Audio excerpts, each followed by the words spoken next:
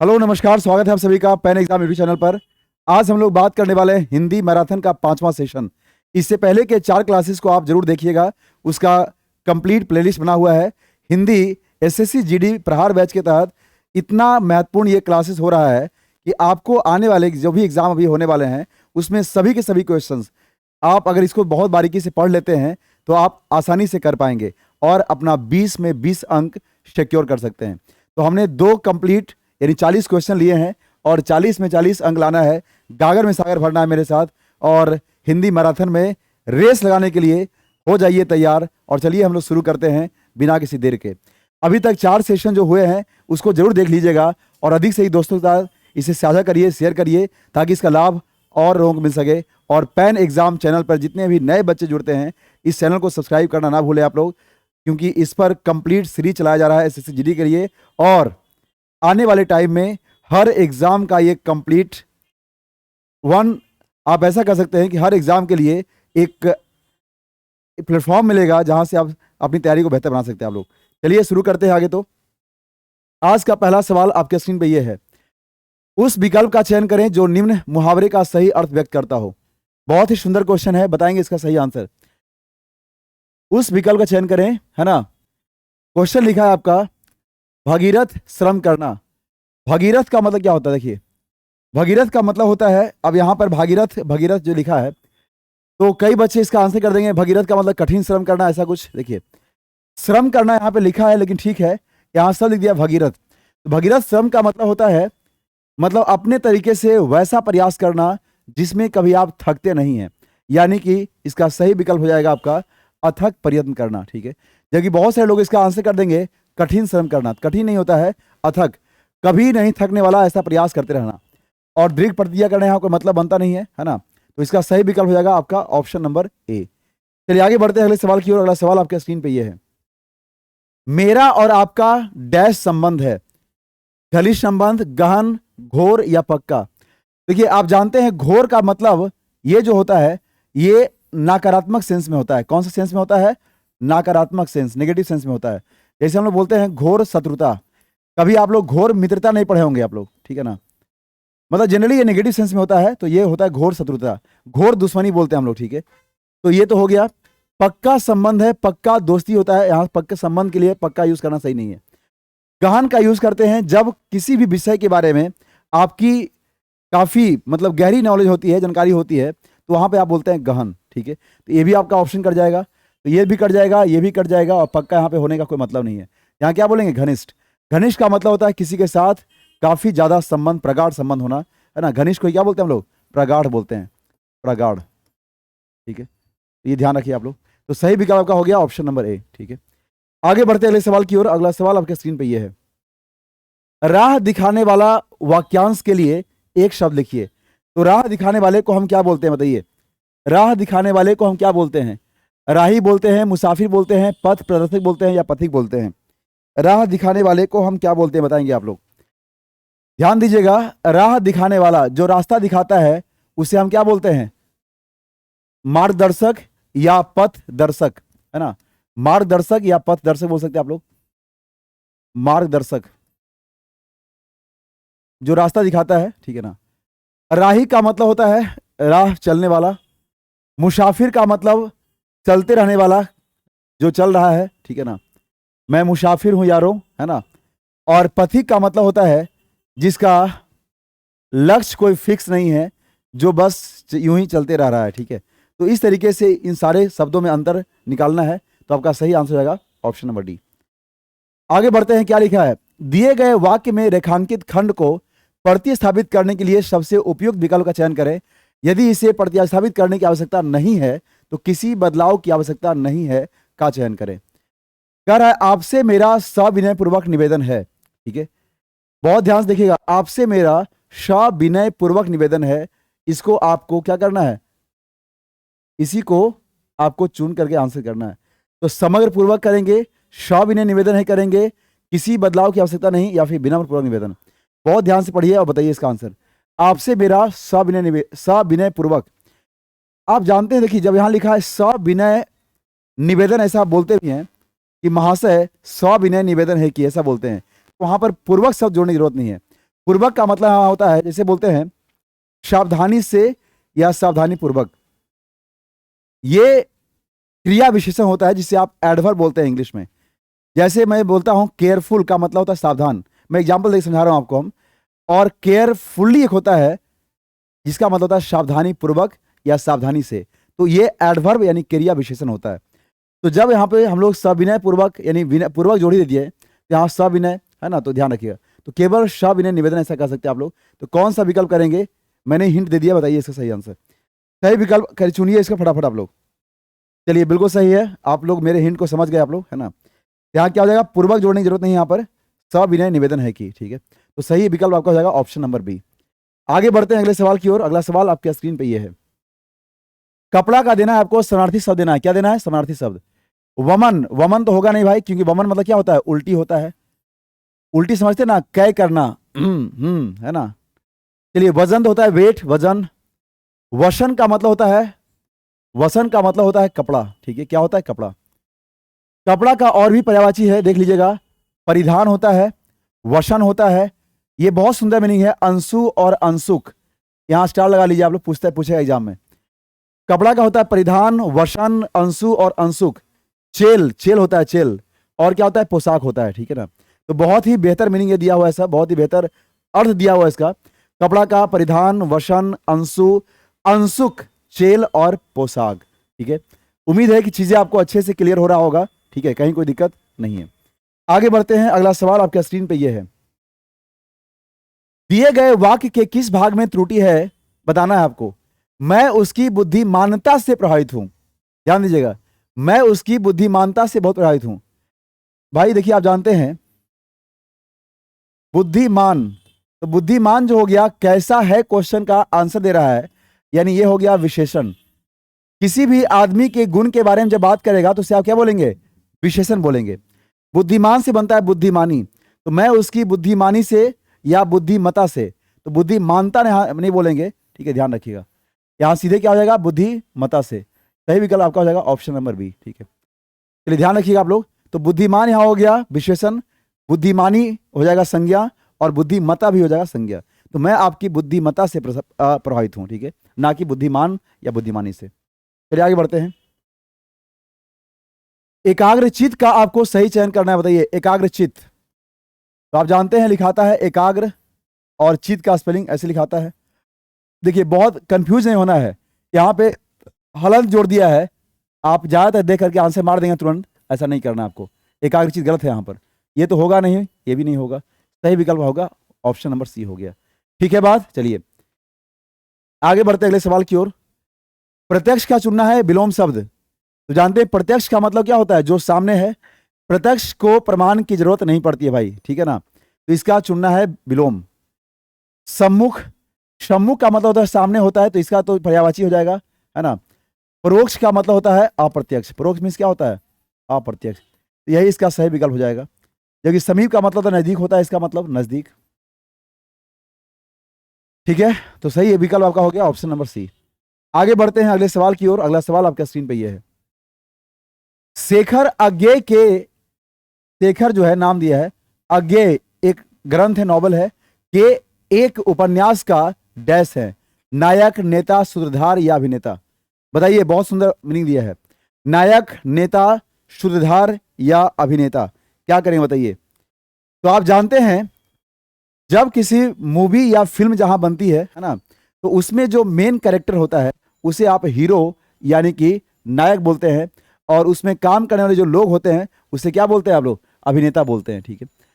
सूत्रधार का मतलब होता है कि जब कहीं आप मंच से क्या कर रहे हैं, लोगों को संबोधित कर रहे हैं, है ना, जैसे आप उसको इंग्लिश में एंकर कहते हैं, एंकर, तो वो होता है सूत्रधार, प्रेजेंटर इसको बोल सकते हैं आप लोग, ठीक है। चलिए नेता तो यहाँ होगा नहीं भाई, तो सही आंसर क्या करेंगे, नायक करेंगे, नायक, हीरो, ठीक है ना। चलिए आगे बढ़ते हैं अगले सवाल की ओर। आपके स्क्रीन पे ये है, रास्ता देखना मुहावरा का सही विकल्प क्या हो जाएगा। राह तकते तकते, आप सुने होंगे गाना, है ना, यानी किसी का क्या करना, प्रतीक्षा करना, उसका वेट करना। तो रास्ता देखने में क्या होता है, प्रतीक्षा करना होता है, राह देखना होता है। सही विकल्प आपका हो गया विकल्प नंबर सी। चलिए आगे बताइए, उत्थान का सही क्या करना है, विलोम से चुनना है आपको। तो उत्थान मीन्स क्या होता है भाई? उत्थान का मतलब बताइए। उत्थान का मतलब होता है ऊपर की ओर बढ़ते रहना, ठीक है। इसका सही विकल्प हो जाएगा आपका विपरीत देना है यहाँ पर, है ना। आदर्श होगा नहीं, चूंकि ये भी पॉजिटिव मीनिंग ही है। प्रगति भी पॉजिटिव मीनिंग होगा नहीं। विकर्षण भी नेगेटिव वर्ड है, लेकिन विकर्षण का उल्टा होता है इसका। विकर्षण का विलोम होता है आकर्षण। तो सही विकल्प हो जाएगा पतन। उत्थान का क्या हो जाएगा? पतन हो जाएगा, ठीक है। और जितने भी बच्चे इस वीडियो को देखते और पढ़ते हैं, आप कम से कम हर लोग इसका आंसर साथ साथ करते चले, बड़ा अच्छा लगेगा आपको, ठीक है ना। और आपका खुद का मूल्यांकन हो जाएगा, ठीक है। चलिए आगे बढ़ते हैं। आत्मोत्सर्ग लिखा है, क्या लिखा है? आत्मोत्सर्ग। ये मीनिंग बना है आत्मा प्लस उत्सर्ग से, तो हो जाएगा मीनिंग आत्मोत्सर्ग बनेगा, ठीक है। तो ये है संधि विच्छेद। संधि विच्छेद नहीं भाई, संधि विच्छेद है, जोड़ रहा है, जोड़ना, ठीक है ना। चलिए ठीक है, आगे बढ़ते हैं। अच्छा, इसका सही विकल्प हो जाएगा ऑप्शन नंबर। अगला सवाल आपके स्क्रीन पे ये है, बताएंगे। स्कूल का सभी विद्यार्थी इस मैदान में प्रार्थना के लिए आते हैं। जैसे यहां कह दिया सभी विद्यार्थी आते हैं, तो स्कूल का या स्कूल, बोलिए। आप जानते हैं जब बहुवचन शब्द का यूज करते हैं आप लोग, तो वहां पर हम लोग का और की यूज नहीं करते। का स्पेशली किसके लिए? पुरुष के लिए जब एक वचन में हो, की लड़की के लिए जब एक वचन में हो, के यूज करते हैं हम लोग किसके लिए? जब वो बहुवचन में हो। तो स्कूल का नहीं, स्कूल के सही विद्यार्थी, ठीक है। तो आपका सही आंसर यहां हो जाएगा ऑप्शन नंबर बी, यानी एक नंबर में त्रुटि है। स्कूल का नहीं, क्या करेंगे? स्कूल के। विद्यालय के यानी स्कूल के सही विद्यार्थी इस मैदान में प्रार्थना के लिए आते हैं, ठीक है। आगे बढ़ते हैं। अगला सवाल आपके स्क्रीन पे ये है। जलाशय का आपको देना है पर्यायवाची शब्द। जलाशय का पर्यायवाची शब्द देना है आपको। बताइए क्या हो जाएगा? महीधर होगा क्या? तो जानते हैं महीधर का मतलब क्या होता है? महीधर का मतलब होता है पर्वत। ध्यान रखिएगा यहां पर क्या होता है? धरणीधर, गिरी, भूधर और शैल। धर एक होता है धरा, धरा का मतलब धरातल, यहां धर दिया है। तो भूधर यानी जमीन पर जो पूरा अपना सर उठाए खड़ा है, पर्वत पहाड़ आप बोल सकते हैं। शैल हो गया, भूधर हो गया, गिरी हो गया, धरणीधर हो गया, पर्वत हो गया या महीधर हो गया। तो ये तो होगा नहीं इसमें। रत्नाकर क्या दिया है आगे? रत्नाकर लिखा, बताइए। तो रत्नाकर आप किसको बोलते हैं? और आगे लिखा है जलधर और लिखा है पद्माकर, ठीक है। तो बताएंगे आप लोग कमेंट करके रत्नाकर किसे बोलते हैं। और आगे लिखा है जलधर, तो जलधर क्या बोलेंगे आप भाई? जलधर को किसको बोलेंगे? ध्यान दीजिएगा, आप ध्यान से देखिएगा, बताइएगा। जलधर पढ़ा चुके हैं आप लोगों को हम, जो क्या करता है? पानी बरसाने काम करता है ना। बादल, पयोद, मेघ आप बोलते हैं इसको। और आगे लिखा है पद्माकर, तो पद्माकर क्या होता है? जलाशय को बोलते हैं पद्माकर। शर, सरोवर, पुष्कर, ताल, ताल याद रखिएगा, और सरसी, ठीक है। और रत्नाकर, चलिए आप लोग बहुत सारे लोग तो बता रहे हैं सही सही। रत्नाकर बोलेंगे समुद्र, सागर, वारिद या अर्नब। यहाँ वारिद आप लोग याद रखिएगा, ठीक है। तो ये सारा बहुत ही सुंदर विकल्प था आपका। तो बताएंगे इसका सही आंसर क्या हो जाएगा? पद्माकर, ठीक है। चलिए ठीक है, आगे बढ़ते हैं अगले सवाल की ओर। और ये सब जो एक्स्ट्रा सूचना आपके पास है, इसे आप लोग कॉपी में नोट डाउन करके याद कर लीजिएगा। आगे बढ़ते हैं अगले सवाल की ओर। अगला सवाल आपका स्क्रीन पे ये है। फिर से वही कह रहा है, दिए गए वाक्य में रेखांकित खंड को क्या करें? प्रतिस्थापित करने के लिए सबसे उपयुक्त विकल्प का चयन करें। अगर वो सही है तो आप किसी बदलाव की आवश्यकता नहीं है, का चयन करें। तो सब लोग अपनी राय दें, बताइए। अपनी राय दें का मतलब कोई एक आदमी अपनी राय देगा, लेकिन जब सब लोग, बहुत सारे लोग दिया हुआ है, इसका मतलब क्या बोलेंगे? तो जब बहुत सारे लोग हैं तो क्या बोलेंगे? सब लोग अपनी अपनी राय दें, यानी सबका राय अलग अलग हो सकता है। तो अलग अलग राय देने के लिए क्या बोलेंगे? सब लोग अपनी अपनी राय दें, ठीक है। यहां क्या हो जाएगा बताइए? तो यहां पे सही आपका आंसर आएगा, अच्छा अपनी अपनी कर लेंगे, यानी सब लोग अपनी अपनी राय दें। आपका सही आंसर हो जाएगा ये ऑप्शन नंबर डी, ठीक है। चलिए आगे बढ़ते हैं। चूंकि ये बहुवचन में दिया हुआ था, है ना, तो उसके लिए हम लोग क्या यूज करेंगे? अपनी नहीं बल्कि अपनी अपनी यूज करेंगे, ठीक है। आगे बढ़ते हैं। लीजिए, बहुत सुंदर दिया है, बहुत सुंदर। आज आपके सामने गद्यांश से पढ़ना है इसको, है ना। तो आइए हम लोग साथ मिलकर पढ़ते हैं। और ये आयरन मैन, जिसे आप आयरन मैन ऑफ इंडिया बोलते हैं, भारत के लौह पुरुष सरदार वल्लभ भाई पटेल के जीवन के बारे में ये बात की गई है। भारत के इतिहास में अमरत्व प्राप्ति, देखिए कितना बढ़िया लिखा है, अमरत्व प्राप्ति के अधिकारी लौह पुरुष सरदार वल्लभ भाई पटेल को कौन नहीं जानता? सही बात है, पूरी दुनिया जानती है भाई, तो भारत के लोग कौन नहीं जानेगा? Iron man of India, Bharat के लौह पुरुष, जिनके सम्मान में आज देश का सबसे ऊंचा मूर्ति, यानी क्या बोलते हैं आप लोग बताइए, स्टैच्यू ऑफ यूनिटी के नाम से जानते हैं, है ना, वो बना हुआ है।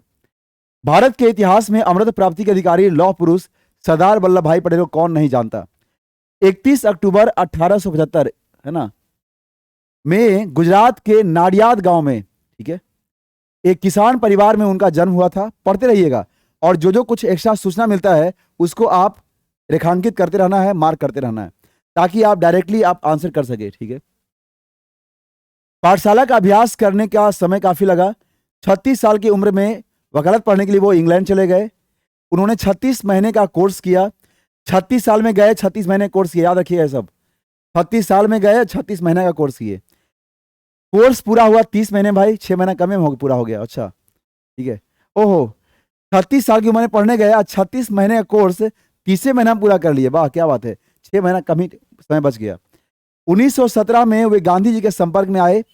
ब्रिटिश राज्य के खिलाफ अहिंसक आंदोलन के जरिए बारदोली, आप जानते हैं बारदोली सत्याग्रह बहुत फेमस है ना, पलसाड़ और खेड़ा आदि किसानों को एकत्र किया। उनके इस आंदोलन ने उन्हें प्रसिद्धि एवं प्रतिष्ठा दिलाई। भारतीय राष्ट्रीय कांग्रेस ने प्रमुख स्थान दिया। लोगों ने उन्हें सरदार की उपाधि दी, है ना। आप जानते हैं बारदोली की महिलाओं ने उन्हें क्या कहा था? सरदार की उपाधि दिया था। आजादी के बाद छोटी छोटी रियायतों को एक करने का कार्य भी किया, इसीलिए इन्हें कहा जाता है स्टेच, मतलब यूनिटी कहा जाता है। सबको ये मिलाकर एक में जोड़ते आते थे, ठीक है ना। 15 अगस्त 1947 तक हैदराबाद, कश्मीर और जूनागढ़ को छोड़कर सभी रियायतों को भारत संघ में सम्मिलित कर लिए गए थे। फिर लिखा है उसके बाद गृह मंत्री बनने के बाद लगभग 600 रियायतों को भारत संघ में सम्मिलित किया। वाह क्या बात है। हैदराबाद के नवाब ने विरोध किया तो वहां सेना भेजकर निजाम को आत्मसमर्पण करने के लिए मजबूर किया। ये होने चाहिए भारत गृह मंत्री। अगर बात से नहीं मानोगे तो लतिया देंगे, ठीक है ना। यही थे इनका विचार, और बहुत अच्छा सुंदर विचार था भाई, नहीं कैसे मानेगा। 15 दिसंबर 1950 को जगमगाता हुआ सितारा हमें अंधकार में छोड़कर चला गया। ये भारत के बड़ा दुख की घड़ी है। खैर इस धरती पे जो आया है जाना ही है, लेकिन कुछ करके जाना है, यही ध्यान रखना है। और आप लोगों को भी देश सेवा में समर्पण के साथ काम करना है, क्योंकि देश सेवा ही किसी भी इंसान का प्रथम लक्ष्य होना चाहिए। सन 1991 में उन्हें भारत रत्न से सम्मानित किया गया, है ना। स्वतंत्रता सेनानी सरकार सरदार वल्लभ भाई पटेल की जीवनी सदैव प्रेरणादायी है। 3-4 इसमें मेन सूचना था जिसको आपको याद रखना है।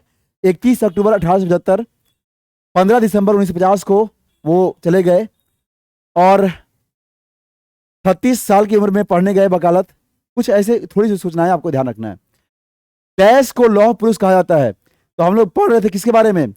लाला लाजपत राय, मोरारजी देसाई, अटल बिहारी वाजपेयी, पटेल के बारे में। तो आप जानते हैं हम लोग किसके बारे में पढ़ रहे थे? सरदार वल्लभ भाई पटेल के बारे में, है ना। यहाँ पे सही विकल्प क्या करें आप लोग? सरदार वल्लभ भाई पटेल, ठीक है। चलिए आगे बढ़ते हैं। फिर कह रहा है वकालत शब्द को व्याकरणिक दृष्टि से पहचानिए। वकालत क्या है? वकालत कौन सा, मतलब आप अगर अंग्रेजी में बात करें तो पार्ट्स ऑफ स्पीच का कौन सा हिस्सा है? ये नाउन है। अच्छा नाउन मतलब संज्ञा है, तो संज्ञा में कौन सा है? व्यक्तिवाचक संज्ञा है, विशेषण है, जातिवाचक है, या भाववाचक है? बहुत सुंदर क्वेश्चन है, बताइए इसका सही आंसर। इस क्वेश्चन का सही विकल्प और सही आंसर करिए आप लोग फटाफट। सही विकल्प करिए, सही आंसर जल्दी जल्दी। देखिए व्यक्तिवाचक संज्ञा आप उसको बोलते हैं जहां से किसी व्यक्ति का बोध होता है, ठीक है ना। जैसे आपका कोई नाम होगा तो आपका जो नाम है वो व्यक्तिवाचक है। पटना, भारत, है ना, सरदार पटेल, ये सब व्यक्तिवाचक हैं। लेकिन किसी भी काम को, किसी भी प्रोफेशन में जब आप जुड़ते हैं, जैसे पढ़ाई लिखाई बोलते हैं ऐसा ना, तो ये क्या है? फीलिंग है, फीलिंग, भाव को प्रकट करता है। मिठास भाव है ना, तो इसे हम बोलते हैं भाववाचक संज्ञा। जबकि विशेषण का मतलब होता है किसी भी संज्ञा के बारे में बात करना, विशेषता दिखाना। और जातिवाचक मतलब जिससे एक पूरी की पूरी कैटेगरी जाति का बोध होता है, ठीक है। आगे बढ़ते हैं अगले सवाल की ओर। क्या है भाई? आजादी के बाद उन्होंने क्या लिखा है? उन्होंने कौन सा पद संभाला? संरक्षण मंत्री का, राष्ट्रपति का, वार्ता मंत्री का, गृह मंत्री का? देखिए लिखा हुआ था गृह मंत्री बनने के बाद, ठीक है ना, तो सही विकल्प यहाँ क्या हो जाएगा? गृह मंत्री। एक बार अगर बढ़िया से पढ़ ले आप तो कहीं दिक्कत आपको नहीं होगा, ठीक है। उनका जन्म हुआ था, बताए थे आपको ना, कौन से परिवार में? किसान परिवार में, ठीक है। और आगे बढ़ते हैं अगले सवाल की ओर। अगला सवाल आपके स्क्रीन पे ये है, चलिए इसका आंसर करिए आप लोग फटाफट। और ये है आपका अंतिम सवाल। उनकी मृत्यु हो गई, पढ़े थे आप लोग, 15 दिसंबर 1950 को जगमाता सितारा हमें छोड़कर चला गया, ठीक है। 15 दिसंबर 1950, 15 दिसंबर याद रखिएगा, कंफ्यूजन नहीं होना चाहिए जी। यहाँ लिखा है 25 दिसंबर, वहाँ क्या हो जाएगा 15 दिसंबर 1950, ठीक है। चलिए, हालांकि ये बड़ा गौरव की बात है कि 15 दिसंबर 1950 को गुजरात के में ही एक साधारण परिवार से पैदा हुआ व्यक्ति छोड़ के चला जाता है, और उसके कुछ महीने पहले ही 17 सितंबर 1950 को जो भारत के निवर्तमान प्रधानमंत्री हैं उनका जन्म हो चुका होता है। ये भी बड़ा संजोग और बड़ा एक मतलब विचारणीय विषय है कि एक बड़े इंसान का जाना और फिर वैसे लोगों का पैदा होना जो आज देश की बागडोर संभाल रहे हैं, ठीक है ना। चलिए, हम किसी व्यक्ति विशेष की बात नहीं कर रहे हैं, हम बात कर रहे हैं भारत के निवर्तमान प्रधानमंत्री के बारे में, ठीक है। चलिए आगे बढ़ते हैं, आगे अगले सवाल की ओर। बहुत सुंदर क्वेश्चन दिया है, हमें भारतीय होने पर, तो भाई हम सबको भारतीय होने पर क्या है बताइए। अब कहेंगे यहाँ पर, देखिए बहुत बारीकी समझना है। भारतीय होने पर दर्प है, गर्व है, घमंड है, उन्माद है। उन्माद का मतलब होता है सनक, क्षणक भी है, लेकिन इसमें थोड़ा नेगेटिव भाव आता है। तो दर्प, घमंड और अभिमान, ये सब थोड़ा सा कहीं ना कहीं एक नेगेटिव भाव देता है। सबका मतलब होता है अभिमान, ठीक है। जबकि गर्व जो होता है ना, एक पॉजिटिव अर्थ के साथ काम करता है। यहाँ सही विकल्प क्या चयन करेंगे आप लोग? हमें भारतीय होने पर गर्व है, जबकि दर्प का मतलब अभिमान होता है, घमंड मतलब अभिमान होता है, ठीक है ना। आगे बढ़ते हैं, अगला सवाल आपके स्क्रीन पे ये है, उल्लास किसका पर्यायवाची बताइए? उल्लास, तो आप जानते हैं भाई, उल्लास का मतलब होता है प्रसन्न होता है, खुश होता है, आनंद होता है, परमानंद होता है। तो उल्लास मतलब आनंद, खुशी, आमोद, प्रमोद, है ना। इसका सही विकल्प हो जाएगा आनंद। क्रोध का होता है ऋष, अमर्ष, कोप या रोष। ये सब आप लोगों को याद करना है। ये जो भी एक्स्ट्रा इन्फॉर्मेशन आपको मिल रहा है सबको पढ़ के याद करना आप लोगों को, ठीक है। साहस का होता है हिम्मत और शौर्य, ठीक है। और भय का होता है भीति, डर और विभीषिका, है ना। भीति, डर और क्या, विभीषिका, ठीक है। चलिए ध्यान रखना है इसको। तो आगे बढ़ते हैं, अगला सवाल आपके स्क्रीन पे ये है, बताएंगे इसका सही विकल्प। यद्यपि उसके पास उतना धन है तथापि वह स्वस्थ नहीं है। बहुत ही सुंदर क्वेश्चन लिखा है, यद्यपि उसके पास उतना धन है तथापि वह स्वस्थ नहीं है। यहां पर आपको चयन करना है इसका सही विकल्प कौन सा इसमें हो जाएगा, और अगर किसमें त्रुटि है या नहीं है ये बताना है आपको, ठीक है। भला बताइए आप लोग क्या हो जाएगा।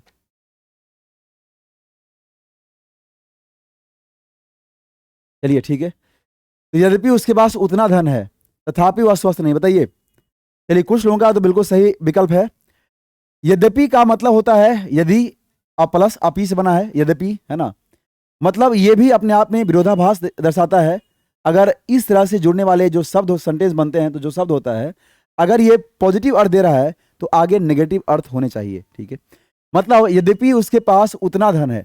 अच्छा, आपको नहीं लग रहा है कि उतना धन, वह, ये थोड़ा सा अपने से दूरी वाले के लिए दर्शा रहा है, जबकि इतना, यह, ये लोग, ये सब अपने से आसपास नजदीकता दिखा रहा है।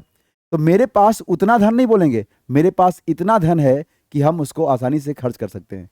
तो उतना नहीं, उतना होता है किसी और के पास होता है, तब यहाँ क्या बोलेंगे, मेरे पास उतना नहीं बल्कि इतना धन है। मेरे पास इतना धन है तो भी हम खुश नहीं भाई, तथापि हम खुश नहीं है, ठीक है।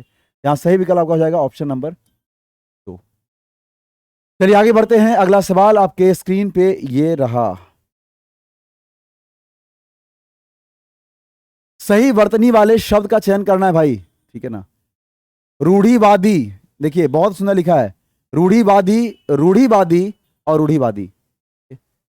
आपको लग रहा होगा कि विकल्प नंबर सी जो है और विकल्प नंबर बी तो सेम है ना। सी और बी देखिए, ध्यान से देखिएगा क्या लिखा हुआ सेम है क्या, बताइए। विकल्प नंबर सी और विकल्प नंबर जो आपका डी है, सॉरी बी है, वो लिखा हुआ सेम है क्या? तो आप कहेंगे सर ऑलमोस्ट सेम लग रहा है, ठीक है। तो सेम अगर लग रहा है तो सेम है, तो देखिए सेम नहीं है भाई, सेम नहीं है। बहुत बारीकी से देखिए, यहाँ पर ऐसे दिया है हर्षऊकार और यहाँ दिया है ऐसे दीर्घऊकार। तो प्लीज ध्यान से देखिएगा, ध्यान से देखिए आप, नहीं तो आप फंस जाएंगे। तो रूढ़िवादी में हर्षऊकार नहीं होता है, ये दुर्घऊकार होता है, बड़ी की मात्रा होता है। ठीक है, तो सही विकल्प हो जाएगा ऑप्शन नंबर सी। बहुत ही ध्यान से देख के आंसर करना है, नहीं तो फंस जाएंगे आप लोग, नहीं तो फंस जाएंगे आप। ठीक है, चलिए आगे बढ़ते हैं। अगला सवाल आपके स्क्रीन पे ये रहा, बताएंगे इसका सही विकल्प क्या हो जाएगा। उन्हें तात्कालिक आदेश से निलंबित कर दिए गए, लीजिए कर दिए गया लिखा है, क्या बात है। तो उन्हें का मतलब अगर कोई भी इंसान होगा, तात्कालिक आदेश से निलंबित कर दिया गया, या बहुत सारे लोग होते हैं तो कर दिए गए ऐसा कर सकते थे, लेकिन एक आदमी है तो कर दिया गया करेंगे। उन्हें तात्कालिक आदेश से निलंबित कर दिया गया ऐसा बोलेंगे। ठीक है, चलिए आगे बढ़ते हैं। अगला सवाल आपके स्क्रीन पे ये है, बुद्धिमान व्यक्ति की प्रखर बुद्धि हर कार्य में परिलक्षित होती है। ठीक है, फिर से आपको गलती चुनना है, बताइए। तो बुद्धिमान व्यक्ति की प्रखर बुद्धि हर कार्य में परिलक्षित होती है या परिलक्षित होती है, इसका चुन करके सही विकल्प का आंसर करना है और बताना है क्या यहां हो जाएगा। जल्दी बताइए जल्दी। चलिए बिल्कुल सही है। देखिए बुद्धिमान व्यक्ति का मतलब होता है जो इंसान समझदार है, बुद्धिमान है, कि प्रखर बुद्धि, उसकी जो सोचने की क्षमता है हर एक कार्य में दिखती है। तो बुद्धिमान व्यक्ति की जो प्रखर बुद्धि है वो परिलक्षित होती है, इसके लिए यूज करेंगे आप ऐसा। ठीक है, तो सही विकल्प का चयन करिए और आपका सही विकल्प हो जाएगा इसमें। बाकी सब तो सही लिखा है, कोई दिक्कत नहीं, कोई त्रुटि नहीं है, इसका ये आंसर हो जाएगा ऑप्शन नंबर ए। ठीक है, चलिए आगे बढ़ते हैं। अगला सवाल आपके स्क्रीन पे ये है, जिसमें चेतना ना हो भाई, तो चेतना और फिर लिखा है ना हो, क्या करेंगे, सिंपल सी बात है, अचेतन। ठीक है, चेतना ना हो तो अचेतन बोलेंगे यहां पर, है ना। आगे, बखिया उधेड़ना, क्या बात है, हम तो रेखा को बखिया उधेड़ दबाओ, है ना। बखिया उधेड़ना का मतलब क्या होता है बताइए। भेद खोलना, अत्यधिक क्रोधित होना, कठिन कार्य करना या प्रशंसा करना। बताओ बबुआ क्या हो जाते ग्राम में। बखिया उधेड़ना का मतलब बोलिए फटाफट, देखिए जल्दी बताइए। बिल्कुल सही है, यहां सही विकल्प हो जाएगा आपका भेद खोलना। ठीक है, अत्यधिक क्रोध होना का आप पढ़े होंगे, आंखों में खून उतरना, है ना, इसको आप बोल सकते हैं। चलिए आगे बढ़ते हैं। तो अगला सवाल आपके स्क्रीन पे ये रहा, उर्वर का आपको विलोम चुनना है भाई। उर्वर, उर्वर का मतलब क्या होता है, उर्वर का मतलब होता है जहां पर फसल कम होता है या ज्यादा होता है। तो जानते हैं उर्वरता का मतलब जहां फसल क्या होता है, ज्यादा होता है, उसको क्या बोलते हैं, उर्वर बोलते हैं। जबकि इसका जो उल्टा होता है उसको क्या बोलते हैं, बंजर, है ना। तो बंजर का यहां मीनिंग दिया, आपका क्या दिया बताइए। अगर पूछता है इसका साइनो मतलब पर्यायवाची, तो होता है उर्वरक। ठीक है, यहां बोलेंगे इसका ऊसर, बोलेंगे ऊसर, यानी ऊसर का मतलब बंजर कह सकते हैं आप लोग, बंजर। जबकि नीरस का मतलब क्या होता है भाई, नीरस का मतलब होता है शोक या दुख कह सकते हैं। ठीक है, तो यहां हो जाएगा आपका ऊसर। चलिए आप बताइए आप लोग, धूसर का मतलब क्या होता है, फटाफट कमेंट करके बताइए, फटाफट कमेंट करके बताइए धूसर का मतलब, धूसर का मतलब बताइए, धूसर का मतलब क्या होता है। चलिए बताएंगे आप लोग कमेंट करके फटाफट, है ना। आगे बढ़ते हैं। अगला सवाल आपके स्क्रीन पे ये है, आप लोग बताइए कमेंट करके क्या उसका मतलब हो जाएगा धूसर का। हम्म, भ्रमर का देना है आपको समार्थी शब्द, भ्रमर का मतलब। तो जानते हैं भाई भ्रमर का मतलब क्या होता है, भौरा होता है, मधुप होता है, मधुकर होता है, वृंग होता है, या शश सट पद होता है। ठीक है, मक्खी का होता है, मक्षिका होता है और माखी होता है। तितली का होता है, टिकटिक होता है, कोसस्त होता है और कीट होता है। जून का होता है, धुकधुकी होता है और खद्योत होता है ना। तो बहुत सुंदर मीनिंग दिया है, पूरा एक बार फिर से पढ़ लीजिए। भ्रमर का क्या हो गया, भौरा, मधुप, मधुकर, वृंग और षष्ठपद। मक्खी का हो गया मक्षिका और माखी। तितली का हो गया टिकटिक, टिकटिक, टिकटॉक नहीं बोल रहे हैं भाई, टिकटिक, कोसस्त और कीट। आज जुनू का धकधकी नहीं बोलना है, ऐसे नहीं दिल धक धक करता है, ऐसा नहीं करना है। वो तब करेगा जब एग्जाम में जाइएगा, कब नहीं पढ़ के जाइएगा। इसीलिए पैन एग्जाम से जुड़ के खूब मेहनत करिए, पढ़ाई करिए, ताकि आपका धकधकी ना हो और यहाँ पे आंसर करके आइए धुकधुकी। ठीक है, और खद्योत तो बताएंगे भ्रमर का क्या क्या हो जाएगा, भौरा। ठीक है ना, चलिए बहुत अच्छा है। आगे आगे बढ़ते हैं। अगला सवाल आपके स्क्रीन पे ये रहा, डैश समाज का दर्पण है, निवेदक, गणित, आलोचक और साहित्य। बताइए सही विकल्प का चयन करिए, कौन है जो समाज का दर्पण है, कौन है जो समाज का दर्पण है? कौन है जो समाज का दर्पण है? दर्पण का मतलब आईना है, तो ऐसा कौन है जो दर्पण है? यहाँ सही विकल्प बोलेंगे साहित्य। साहित्य जो है वो समाज का क्या है? दर्पण है। साहित्य जो है वो क्या है? समाज का दर्पण है। ठीक है, चलिए आगे बढ़ते हैं। अगला सवाल आपके स्क्रीन पे ये है, दिए गए वाक्यांश के लिए एक शब्द चुनना है भाई। जिस स्त्री को कोई संतान ना हो तो क्या बोलेंगे? आप जानते हैं उसको क्या बोलते हैं? इसका संतानहीन का मतलब होता है जिसका कोई संतान नहीं हो, लेकिन जिस स्त्री को बोल रहा है तो उसको बांझ बोलते हैं, बांझ। और बांझ का मतलब होता है बंध्या, है ना। सही विकल्प हो जाएगा आपका ऑप्शन नंबर डी। ठीक है, आगे बढ़ते हैं। अगला सवाल आपके स्क्रीन पे ये है, आज हम बाजार चलेंगे। बाजार, आज हम बाजार चलेंगे। बाजार या बाजार? सही विकल्प का चयन करिए आप लोग फटाफट, जल्दी जल्दी। सही विकल्प का चयन करिए, बाजार या बाजार? बाजार या बाजार, क्या करेंगे बताइए? तो आप कहेंगे सर बिल्कुल बाजार नहीं होता है, बाजार। तो आज हम लोग चलेंगे कहाँ? बाजार, लेकिन पढ़ने के बाद चलेंगे बाजार। बगैर पढ़े बाजार नहीं चलना है। तो यहाँ पर आपका यही गलती है इसमें, है ना। बाजार नहीं बल्कि बाजार। आगे बढ़ते हैं अगले सवाल की ओर। अगला सवाल आपके स्क्रीन पे ये रहा। ये सवाल है आपका, फिर से वही काम करना है। महापुरुषों के उपदेशों का अपने जीवन में सम्मान करो। देखिए, महापुरुषों का सम्मान करिए आप, लेकिन उनके उपदेशों का अपने जीवन पर क्या करिए? यूज करिए, उसका प्रयोग करिए। ठीक है, यहाँ सही विकल्प हो जाएगा प्रयोग करना। महापुरुषों के उपदेशों का पालन करना हो जाएगा सही, बट यहाँ ज्यादा बेहतर ऑप्शन होगा प्रयोग करो, उसके अपने जीवन में अमल करो। प्रयोग मतलब यहाँ क्या? अमल करो। ठीक है, चलिए। पालन का मतलब होता है बस केवल मान लिए हो गया, नहीं नहीं, इसको अमल करना है, लाना है, उतारना है जीवन में, जिंदगी में उतारना है। पटेल साहब की बात अभी जो पढ़े थे आप सरदार पटेल के बारे में, उनके सारी बातों को जीवन में उतार के काम करना है, तभी ये बढ़ती कामयाबी के रास्ते पे चलेगा। ठीक है, चलिए आगे बढ़ते हैं। अगला सवाल आपके स्क्रीन पे ये रहा, और धीरे धीरे हम लोग इस मैराथन में बढ़ रहे हैं अपने अंतिम सवाल की ओर। पारिश्रमिक का आपको सही विकल्प चुनना है भाई। तो परिश्रम होता है, ऐसे बनता है परिश्रम। ठीक है, तो इसी से मीनिंग बना है पारिश्रमिक। क्या मीनिंग बना है? पारिश्रमिक, है ना। चलिए यहां हो जाएगा सही विकल्प ऑप्शन नंबर बी। आगे बढ़ते हैं। अगला सवाल आपके स्क्रीन पे ये रहा, फिर से पढ़ना है गद्यांश, और गद्यांश पढ़ के करना है आपको आंसर। तो पढ़िए गद्यांश और करिए आंसर, है ना, जल्दी जल्दी। देखिए, अब यहां से पढ़ना शुरू करिए आप लोग।